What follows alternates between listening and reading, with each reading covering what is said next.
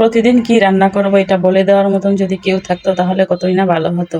আসলে কি রান্না করব, নিত্য নতুন রান্নার রেসিপি খুঁজেও পাই না। এরকম একটা লোক যদি আমার থাকতো যে আমি কি রান্না করব সকালে উঠে বলে দিত, তাইলে কত না ভালো হতো। ছোটবেলায় যখন ছোট ছিলাম তখন ঘুম থেকে উঠে দেখতাম মা রান্না করে রাখছে, কত ভালো লাগতো। আর এখন সেই আমারই ঘুম থেকে উঠে বাচ্চাদের জন্য এবং স্বামী সন্তানের সবার জন্য রান্নাবান্না করতে হয়।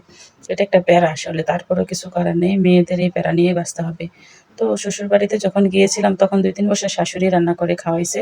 আসলে প্যারাটা আমাদের নিতে হয়নি। আর এখন দিন, দিন যত সময় যাচ্ছে সেই প্যারাটা নিতে হইতেছে। কিছু করার নাই ভাই।